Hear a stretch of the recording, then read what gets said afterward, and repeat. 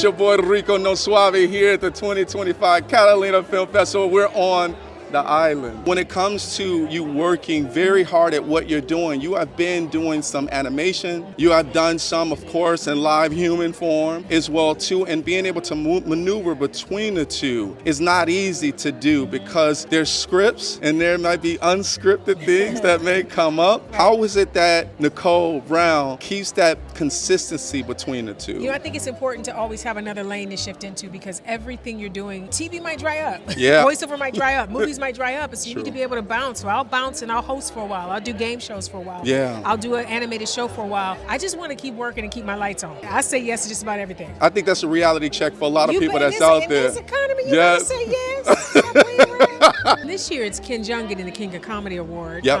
I've seen his journey. I know how hard he works. I Yeah. know how much he deserves this. Yeah. So getting to come and be the one to tell everybody, look at my friend, he's amazing, Sure. is what it's about for me. I've never been to Catalina. This is my first time. Nice. You know, Marla Gibbs is here. Yeah. Come on. Let's go. I don't know.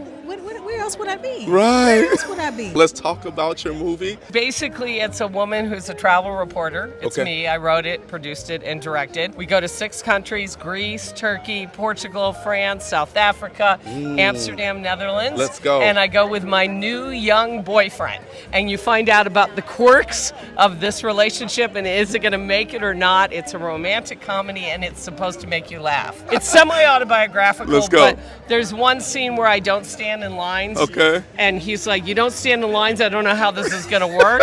My Little Hobby sounds like this is a movie about hobbies. You would think, and in a way it is. It's a nice play on words. Okay. It's actually about hobby horsing, which is also a hobby for some people. Okay. It's a very real sport. You know, think back to when you were a kid. There Yep. was a horse head on a stick. So that is now very much a real sport. People take that very seriously. We were introduced to this whole world by Isabel because she's an equestrian, and we just felt like we needed to make something in this space. How does it feel for you being a part of history? This is history, right?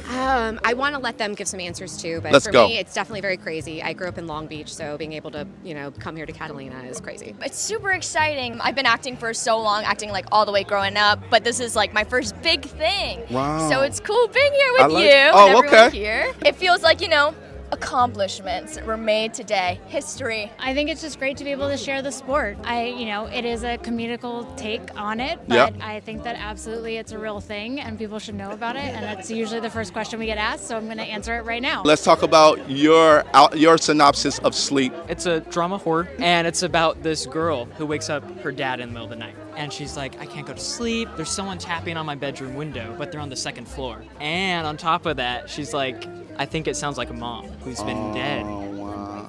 So, Dude. dun dun Dun, dun. dun.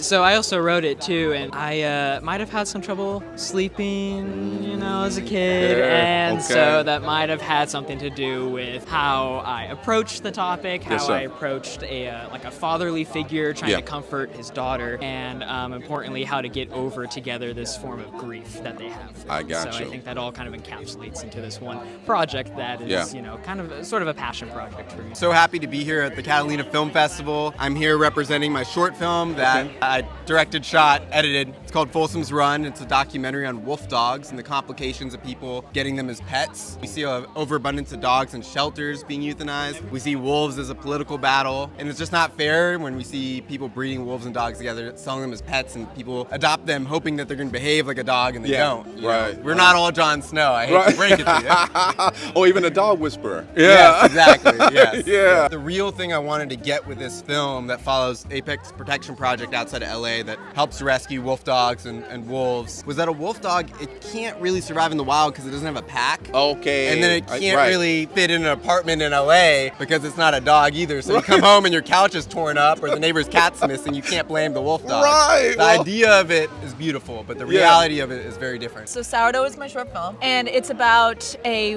woman who's baking a loaf of sourdough bread for a couple's holiday dinner, and her guests announce that they're having a baby just as her loaf of bread comes out of the oven looking like trash. It's flat as a pancake. As she describes it, it looks like one of her mom's flat-ass loaves, which is actually based on real life. 'Cause my mom cannot break. I'd be like, this is your loaf of bread? It's like, it is flat.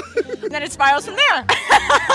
And it's a comedy. The Catalina Film Festival is on fire. It How is. do you feel about being in history with the Catalina Film I Festival? feel incredible. What a beautiful location to celebrate art at the 15th anniversary, no less. Let's go. Hello, 15 years old, that's a teenager. Yeah. The Catalina Film Festival, better watching itself, is about to do something nasty. That's right. It's like a quinceañera, right? It's Yes, like- exactly right. Here come a big old dress for this thing. Rise Above Ashes, Rising what is it Above about? the Ashes. Yes, It's sir. a short documentary Okay. about the aftermath of the LA fires. So I focus on a couple people. I interview a woman whose house was actually saved Okay. in the Palisades, Mhm. a captain chief, I think from the Ventura Fire Department, and then 2 artists and muralists who made a mural about a firefighter in Venice Beach. The film To Drive a Night's Drive is about my 16-year-old. He got to the age where we were trying to decide whether he should get his license or not. Uh-huh. So his dad and him get into the car and they start thinking about all the stuff that is happening to African Americans behind the wheel. Uh-oh. The Yeah. Rodney King story. And at the end of it, they decide that together they're not ready to make that leap and have him get his driver's license. So now at 17, he still doesn't have his driver's license. Wow. We just weren't ready as a family to put him behind the wheel. He has to go to school. His commute would be about 45 minutes a day. Sure. Back and forth. Yeah. And we were just like, no, we'll continue to drive you for the moment. Wow. And at the end, he was like, okay, I could be on my phone. Okay.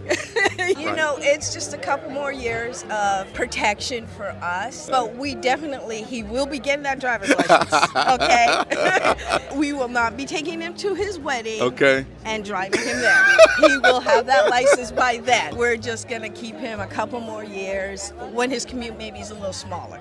We're honored to be here at Catalina, and the last houseboat is a short doc we created. It's about a unique wooden vessel that was out on the coast of Rhode Island for over 50 years and was kept within one family, and it lasted 3 generations. And it's a story about the history of them making it and also, unfortunately, them deconstructing it and breaking it apart and how they kept the family tradition alive. So, Oh, that's awesome, man. I'm a fisherman, okay. so I like boats. well, that's how it all started too. Is about how they could fish more easily or be out there longer, Let's and go. so the houseboats got made that way and just kind of revolved around the fishing lifestyle. Oh, man. We have a story behind our story. Do you want to get the backstage story? Let's here? get the backstage story. The backstage story is Brandy's a TV director. This Is Us, Grey's Anatomy, Dynasty. Let's go. Long list. Let's go. I'm a writer. Okay. 1 year ago today, we were complete strangers. We met right here. We started talking, just like you and I are talking. Okay. She had a great idea. Uh-huh. We talked. 1 year later, we have a completed feature script that's a finalist here at Catalina. Let's go. So Mummy and Me is about this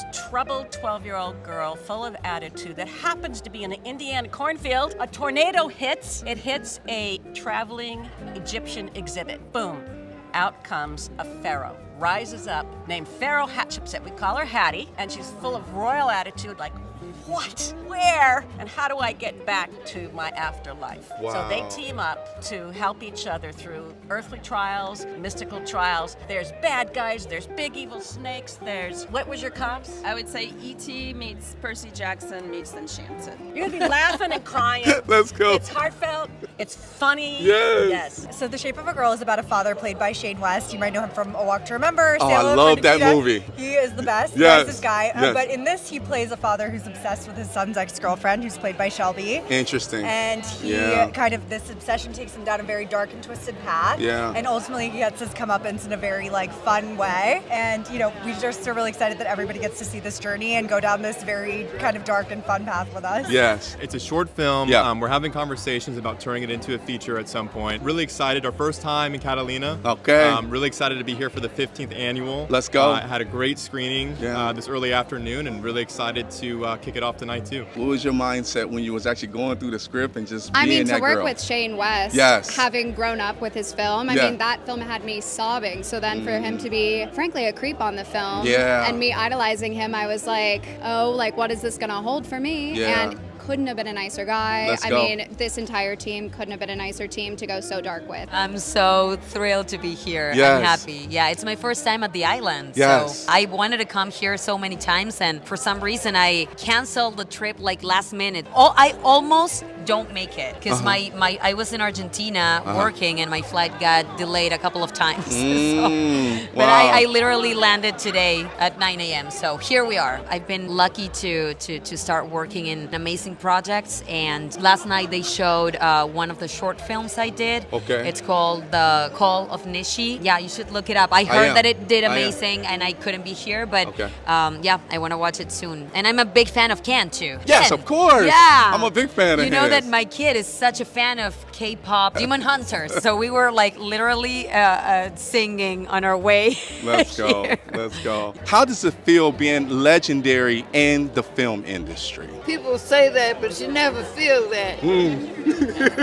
What does that make you feel when you step on a set and everybody's just praising your name? Grateful.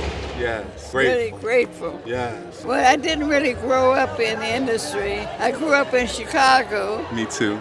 Did you? Yes, I did. Yeah, in Chicago on the south Born side. in Cook County Hospital. Yes. And I'm going there next month. With my daughter and I are doing a TV show in Chicago next month. Really? Yeah. Everybody, we got to get out of here. You already know it's legendary status here. It's none other than my girl, Marla Gibbs. I'll see you later, darling.